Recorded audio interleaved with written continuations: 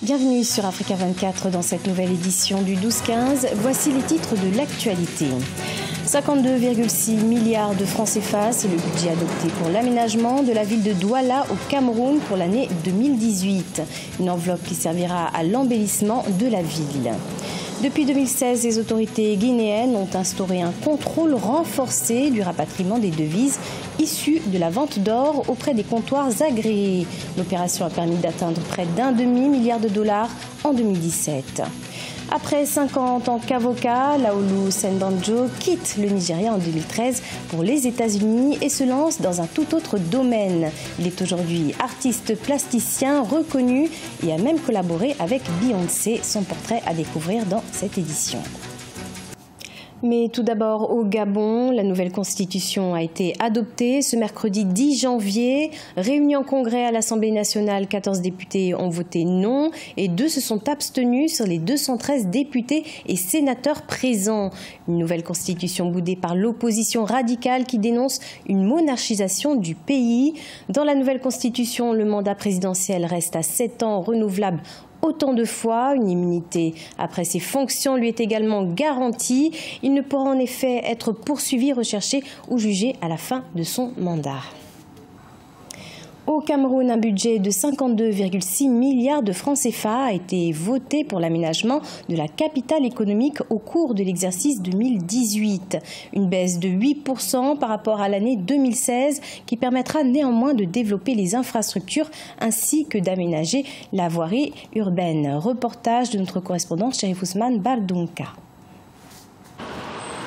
52,6 milliards de francs CFA, c'est le budget adopté pour l'aménagement de la ville de Douala au Cameroun pour l'année 2018. Bien qu'en baisse de 8% par rapport à l'année dernière, cette enveloppe met l'accent sur le développement des infrastructures, l'aménagement et l'assainissement de la voirie urbaine, l'électrification urbaine et l'aménagement des 17, notamment dans les zones périphériques. Beaucoup de dépenses seront orientées vers les infrastructures, en priorité celles qui donnent vers les aires de jeu, ce qu'on appelle les voies d'accès, les infrastructures routières qui desservent aussi les stades qui vont servir d'entraînement.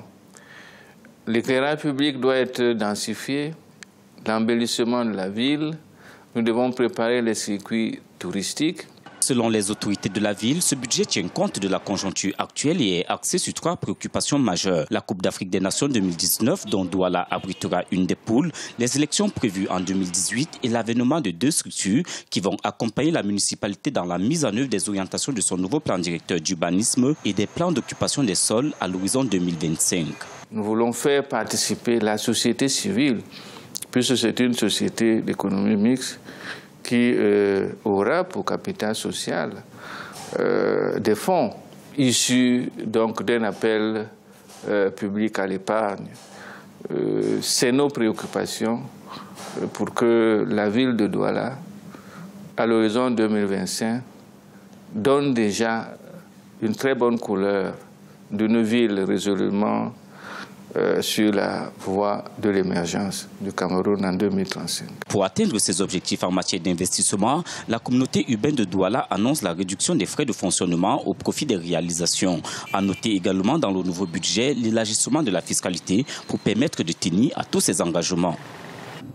470 millions de dollars, c'est le montant récolté par les autorités guinéennes en 2017. Une nette progression par rapport à 2016, où les recettes étaient chiffrées à 304 millions de dollars. Ceci grâce notamment au contrôle renforcé et des exportations d'or. Reportage Emmanuel Milimono, commentaire Ibrahima Djoumaba.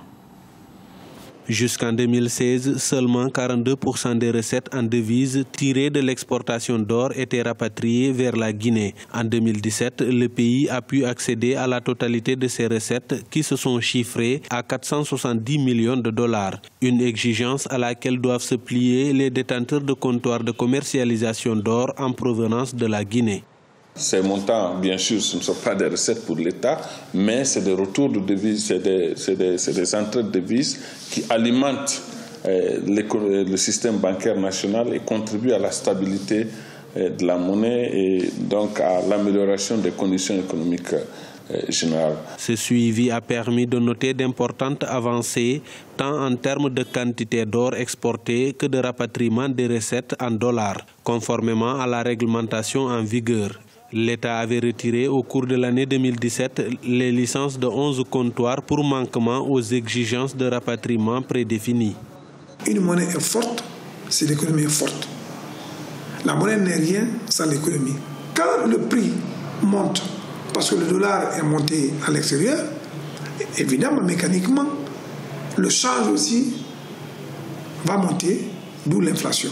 Les recettes en devises tirées de la commercialisation de l'or ne sont pas destinées à alimenter le budget de l'État, mais plutôt ceux des acteurs privés locaux. Le rapatriement contribue cependant à la disponibilité des devises dans les banques du pays, ce qui conduit à la stabilité et à la consolidation de la valeur du franc guinéen et à la maîtrise de l'inflation. Distinguer les zèbres les uns des autres, c'est possible. Des bénévoles ont mis au point au Kenya un logiciel spécifique qui peut identifier leur code-barre naturel. Une innovation qui a permis de réaliser un premier recensement dans la savane du nord du Kenya. Les précisions avec Ashley Duprat. Ils sont 800, bénévoles, défenseurs de la nature ou encore citoyens, à s'être mobilisés pour recenser les zèbres de Grévy dans la réserve de Mpala Conservatory, parc qui s'étend sur 48 000 acres de savane. Je me sens vraiment très impliqué dans la préservation des Grévy. Je sens que cela me relie non seulement à cette espèce particulière, mais aussi à la nature dans son ensemble, et je pense que c'est une bonne chose. En 30 ans, la population de zèbres impériales, qui fut jadis la plus grande espèce du pays, a été divisée par 6. Lors de la précédente campagne d'identification, seuls 2350 zèbres ont été recensés. Un recensement basé sur la rencontre de la science et de la photographie, permettant d'identifier les zèbres en tant qu'individus et ainsi mieux les protéger. Le système IBIS est un système de calcul qui associe les images d'animaux sauvages qui sont rayées, et il utilise des algorithmes et des évaluations d'images basées sur des grilles pour identifier si les images proviennent du même animal.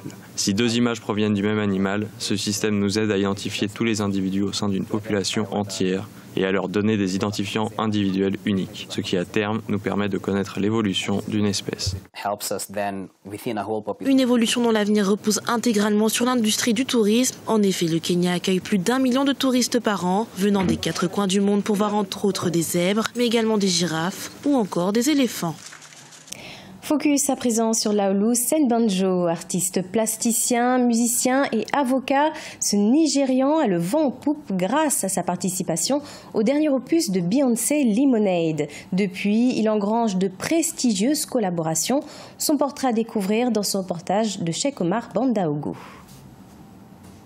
Après 5 ans de pratique du métier d'avocat, Laolu Senbanjo quitte le Nigeria en 2013 pour les États-Unis. Il a l'ambition de se consacrer à l'art, sa véritable passion. Dessiner des figures qui, apparemment, sont banales, c'est ce que Senbanjo a décidé de faire. Mais pour ce natif d'Ilorin, une ville de l'ouest du Nigeria, ses peintures ont un lien spirituel avec les histoires autour de son sujet. Mon art s'appelle le mystère du mode de pensée africain. Je veux que ces motifs signifient quelque chose. Alors très souvent, je m'inspire par exemple de la mythologie Yoruba. Je dessine juste différentes inspirations et je les mets sur n'importe quelle surface. Je travaille avec du charbon de bois sur des planches, avec de l'acrylique ou de l'encre sur toile. J'utilise différents supports. Et le plus récent, c'est de mettre ma peinture sur la peau humaine, que j'appelle maintenant l'art sacré des Ori. Un art qui a donné beaucoup de succès à Senbanjo. À 37 ans, il a travaillé avec la société américaine de vêtements de sport Nike pour créer des baskets d'inspiration artistique. En 2017, il a collaboré avec la marque de luxe Bulgari pour concevoir une bouteille artistique pour un parfum. Il a aussi connu le succès quand son art a figuré dans un clip vidéo de la star du R&B Beyoncé en 2016. Mais pour Senbanjo, il y a encore beaucoup à faire. Je pense que beaucoup de choses dans la vie sont ennuyeuses. Elles ont l'air si ordinaires. Par exemple, je pense aujourd'hui à peindre un vaisseau spatial et je me dis, j'ai besoin d'en parler à la NASA. Je pense que les vaisseaux spatiaux sont ennuyeux, alors pourquoi ne pas mettre de l'art sur tout? Mettre de l'art sur les avions, vous pouvez en mettre sur n'importe quoi. Je crois juste que la vie devrait être plus colorée et je vais quitter la Terre en la laissant mieux que je ne l'ai trouvée. Aussi artiste musicien, son art figure en grande partie dans les vidéos de ses chansons. Il affirme qu'il a dû lutter pour devenir un artiste à Brooklyn. Aujourd'hui, il est amené à faire des conférences TED pour motiver la jeune génération. C'était le journal de la rédaction. Merci de l'avoir suivi. Retrouvez dans un instant une nouvelle édition de l'information sur Africa 24.